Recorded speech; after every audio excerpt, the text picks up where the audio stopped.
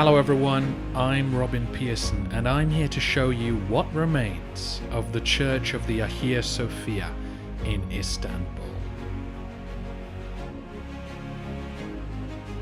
The Hagia Sophia is of course the most important building in Byzantine history, and it's huge, so it will take us 5 full videos to do it justice. This is part 1, an introduction to the building and its history.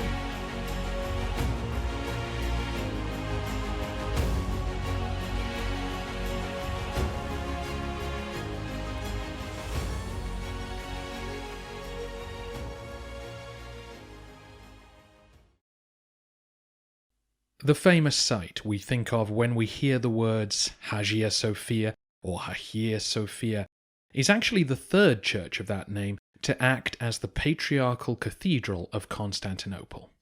The first burnt down in 404 AD during a riot.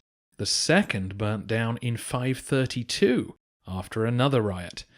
The latter were the notorious Nika riots, a week-long orgy of destruction that saw the center of the city turned to ash.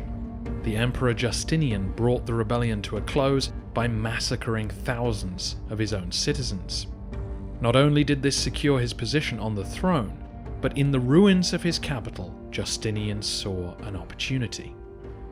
The emperor was a man of lofty ambition who had plans to reshape the Roman world to his liking. Now the rioters had inadvertently handed him the chance to remake the core of Constantinople from scratch, starting with its cathedral. Justinian turned to 2 of the finest mathematicians of the day, Anthemius of Tralles and Isidore of Miletus. He asked them to design a building of unparalleled magnificence and gave them a huge budget to work with. The only proviso was that they complete the project as quickly as possible. 5 years, 10 months, and 4 days later, the church was ready for consecration. That is an extraordinary speed. For context, St. Paul's Cathedral in London, built a millennium later, took 35 years. The church was an architectural marvel, pioneering new designs and building techniques. The sheer size of it wowed contemporaries. For the vast majority of visitors, nothing like it would have been imaginable. Only the Roman Colosseum could match it for sheer heft. The Hagia Sophia is that rarest of achievements, a bid for immortality that succeeded. Those at the time knew that Justinian had created a modern wonder, and here we are 1500 years later still impressed by it. It was the largest church in the world for 1,000 years and still sits inside the top 20, not to mention all the buildings that it has inspired.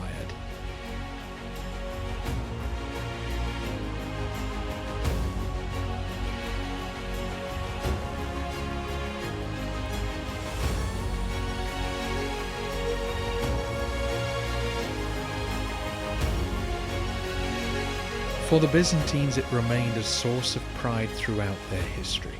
Even in their darkest days, they could take comfort in this awe-inspiring monument to their relationship with God. During that era, the church was the center of religious life in the empire.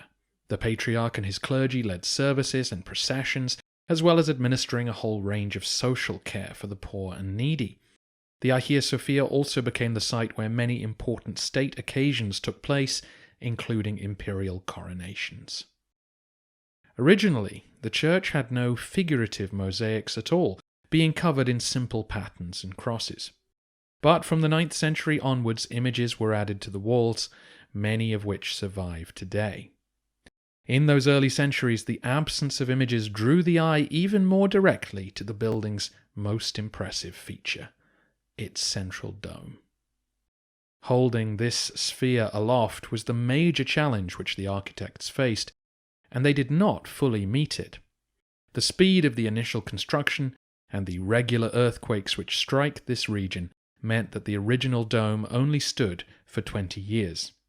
In 557, after a large quake, the dome collapsed and had to be raised to its present height and reinforced. Significant restoration work took place in the late 9th century after another massive tremor, and the dome partially collapsed a century after that. Buttresses were added to the exterior of the building over time to help prevent the walls splaying outward under the immense weight of the dome. When the Ottomans conquered the city in 1453, the building was seen as the most significant symbol of imperial civilization and was swiftly converted into a mosque.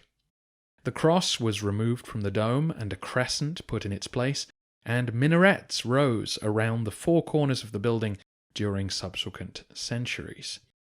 Inside, the Christian furnishings were removed and Islamic ones put in their place. Interestingly, the images of Mary, Jesus, and the angels were left in place until the 1600s. And even then, the vast majority of mosaics were simply covered up, not destroyed. Major restoration work was undertaken in the 16th, 18th, and 19th centuries. The Ottoman sultans considered it their duty to protect and maintain the building, even as several of them attempted to outshine it with their own imperial mosques. Tombs of various sultans also rose up around the outside of the building, giving the lower parts the cluttered appearance they have today. In 1934, the building was reopened as a museum, and all the surviving Byzantine mosaics were uncovered. What you see today has changed little since then. Islamic furnishings are still in place, but Byzantine decoration lights up every corner. A restoration work continues across the site. Scaffolding in one form or another has been present since 1992, as maintenance of the dome continues. The Hagia Sophia is one of the busiest tourist sites in Istanbul. If you want to explore away from the crowds, then come first thing in the morning or in late afternoon. Avoiding school holidays is a good idea. The building is huge. There is lots to see, and you will need time to explore it all. An experienced guide is definitely a worthwhile investment to get the most out of your visit, and some will be loitering outside the building looking to pick up business.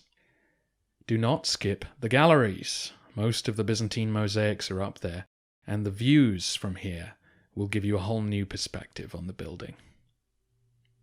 In our next episode, we'll take a guided tour around the ground floor to explore the Byzantine features which have survived the centuries. If you'd like more detailed information about the Hagia Sophia, then visit thebyzantinelegacy.com. It's a fantastic website providing breakdowns of the Byzantine buildings that can still be seen today, and there you'll find many of the still images and sketches used in these videos. If you'd like more information about the Nika riots and the construction of the Hagia Sophia, then check out these episodes of the History of Byzantium